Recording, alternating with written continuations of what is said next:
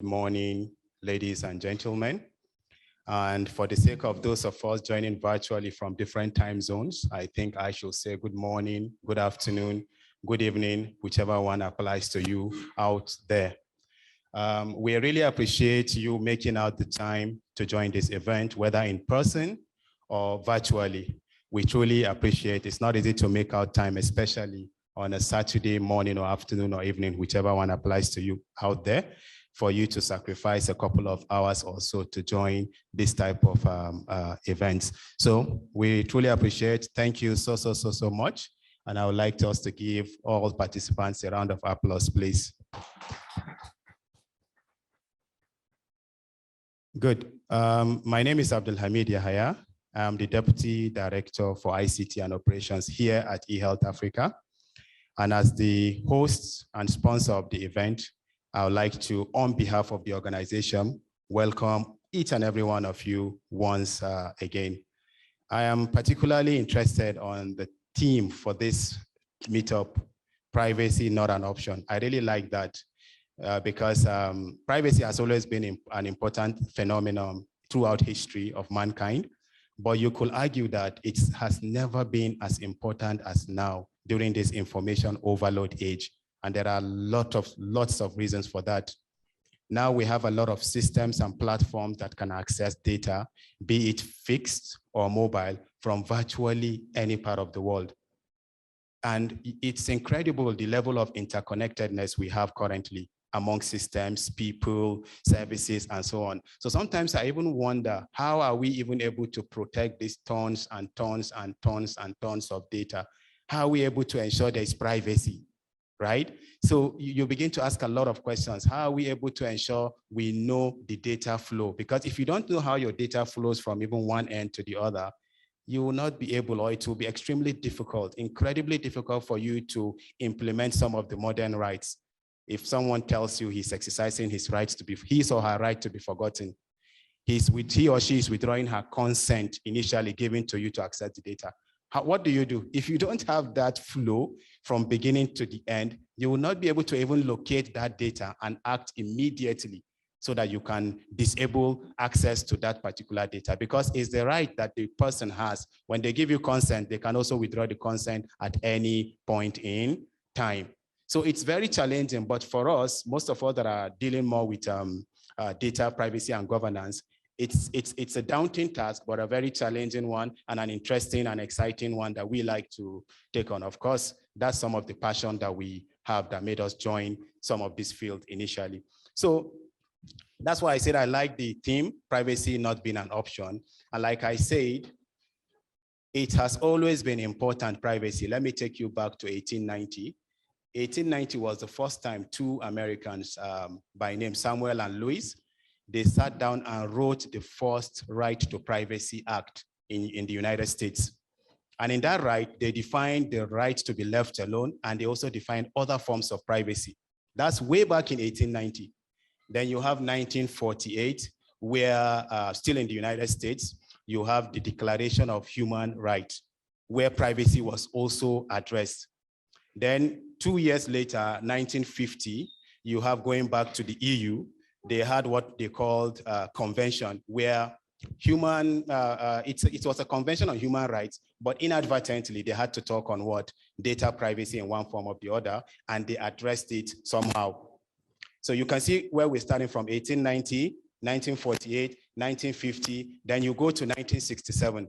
Back to the United States again, you have the FOIA, that's the Freedom of Information Act. It was approved and enacted in 1967 in the United States. And what does FOIA, what does it guarantee? That was the first time ever that United States citizens were able to request access to their own personal critical information, data, and documents from any requisite agency. You didn't have that right before. So it was in 1967 with the establishment or enactment of the FOIA that became possible. So that's 1967. You now move fast forward to 1980. You now have another significant milestone. 1980, what happens? All of us, those of us that are around can remember, right? Computers became more prominent. There was proliferation of laptops and computers. Prior to then, it was more of supercomputers in one institutions or organization. So now that people are having laptops, they are moving with laptops, people are having desktops at their homes, they are now doing business transactions, health transactions. There are problems already. You will be thinking, I'm sure all of us here, most of us have one thing or the other to do with data privacy. When people now start moving with laptop that contains sensitive information, what comes to your mind? That's another point for what? Data security breach, right? So that's why in 1980, we had that OECD. OECD sat down and said, hey, we need some kind of guideline. So they provided what is called data protection guideline for transactions that are happening on individual laptops and computers. And why is that a significant milestone? Don't forget OECD. OECD is what? Organization for Economic Cooperation and Development. Well over 100 countries. So immediately that spread across different parts of the world. Then 1981, we go back to the EU where we have Data Protection Convention. The EU Council met and decided to do the Data Protection Convention. But for some of us that are more into data privacy, we don't normally call it Data Protection Convention. There is a name. We normally like to call it by a different name. Can someone help?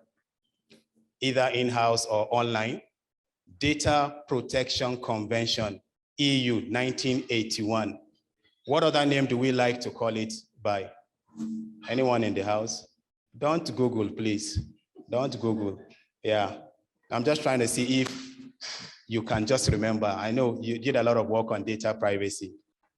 Anyone online? Abdulrahman, can we hear online people? Is there anyone raising his or her hand? None, right? Okay. That's, well, okay, we normally call it Treaty 108. Treaty 108. That's the name for Data Protection Convention. But most tech people prefer to call it by the treaty, Treaty 108. And that was huge, huge impact on data privacy. You know why? That was the first time data privacy issues now had legal backing, now had a legal imperative. You could now pursue and take someone to court because he or she has violated your privacy rights. So that's why that's a huge milestone. A lot of other activities happened between 1981 to 2016, but I'm not saying they are not important, but because of time, I would like to fast forward straight to 2016. Talk about a major milestone in 2016. Some of the things that happened in between 81 and 2016 included the Data Privacy Act and Electronic Communication Act. Then we had a lot of legal cases. This person taking this person to court, all had to do with data privacy, right? So that's why we now had the bombshell in 2016. This one you should be able to answer. What happened in 2016? What is that powerful regulation that happened in 2016? This one, I expect answers from all corners of the world now. Yes, GDPR. And I knew that we'll get that one. So 2016, we got GDPR, General Data Protection Regulation, by the EU. It's for the EU, but because it's so powerful, it affects virtually everybody else in other parts of the world because you have that interaction. So the almighty GDPR came up in 2016. That's just the approval after about 4 years of deliberation.